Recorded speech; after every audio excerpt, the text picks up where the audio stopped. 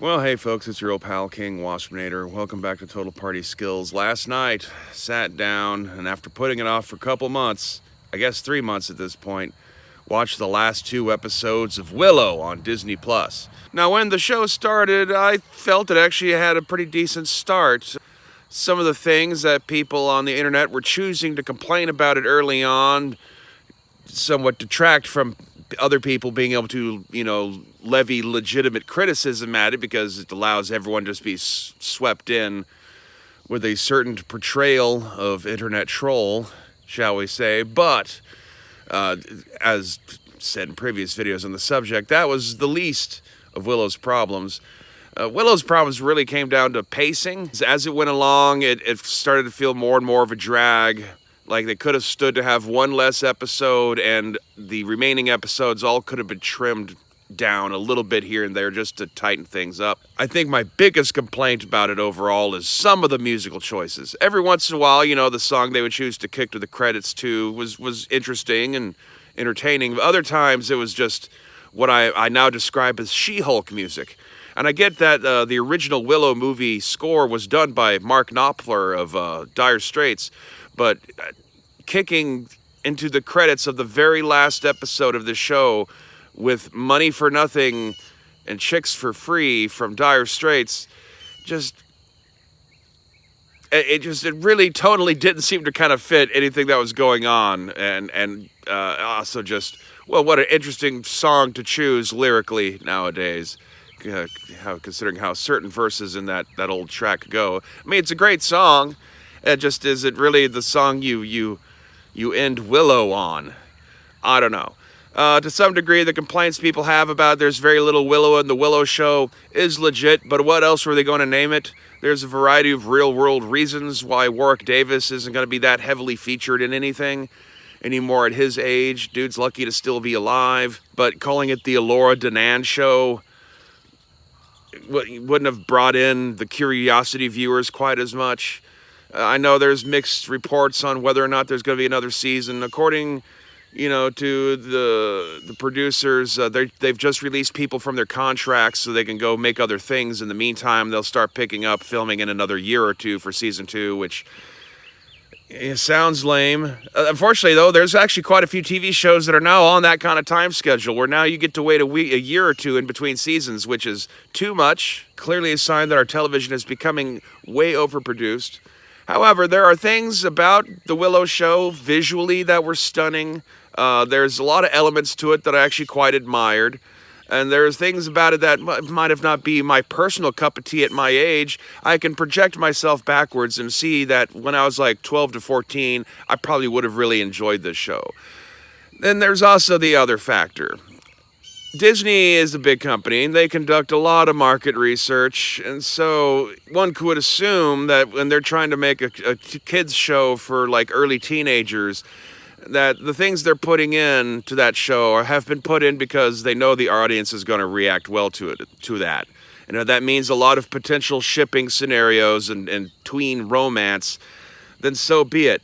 There's an element from Willow, Star Wars, Dungeons and Dragons, even Star Trek to some degree. A lot of these beloved childhood brands of ours that are being repackaged and sold to a new generation. And part of the reason why people of, my generation and older, and those slightly younger with some of these properties aren't terribly satisfied with them is because, well, they're not being marketed and designed for people of our age group. They're still trying to make these kids franchises, and at some degree, is it our own fault for still trying to stubbornly stick to watching the same old franchises that we liked when we were 8? On the other end of the spectrum, how unfair it is for the modern generation of kids that they don't get to have any original franchises of their own. All they ever get to have are these regurgitated versions of stuff their parents grew up on. It'd be like in the 80s if there's, a lot of media trying to push Howdy Doody on us when we were kids. That wasn't going to fly, They made, I think wasn't there an attempt in the 80s to try to do a Little Rascals revival that went nowhere. Now they have much more money to throw into the production of these reboots, and they kind of, because of the fact that they have these adults who've grown up and have still clung to their childhood tastes, the adults themselves help promote these products to the kids. You have fond memories of playing with Star Wars action figures when you were a child, and you want little Jimmy to have little fond memories of him playing with Star Wars action figures. I mean, so much of like the last century plus of child rearing is the older generation trying to give the younger generation the childhood they wish they had. And with each passing generation, those childhoods keep getting nicer and nicer and more indulgent, because as they grow up and they become parents, they want their kid to have all the stuff they didn't get to have, but they already had way much more than their previous generation, and so far and so on. So it starts to compound until, well, we are where we are now. Overall, I wouldn't mind seeing more Willow. It's a show that still, like, never quite got its legs under it. But, you know, I mean, how many shows are like that in the first season? It's a show that didn't need to exist, and yeah, it doesn't really know what it's doing, so it's just trying to be generic fantasy fiction. And if you're looking for generic fantasy fiction, it does a good job of that. Like I said, there's things about it that are admirable, and other things that are just kind of nonsensical and totally still a bit of thrown up in the mix. But let's be super brutally honest here. The original Willow movie was not great. We remember it well because we were kids when we watched it, and it was fun, and it has memorable characters, but the story's kind of nonsense and the setting's kind of nonsense. And so go figure that a sequel made 30 plus years later is also going to kind of have a nonsense story and a bit of a nonsense setting. It is what Willow is.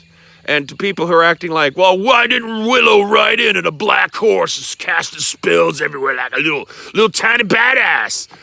Like, have you even watched the original Willow anytime recently? Because that's not what Willow was, and not what they were setting Willow up to ever be. So, it is what it is.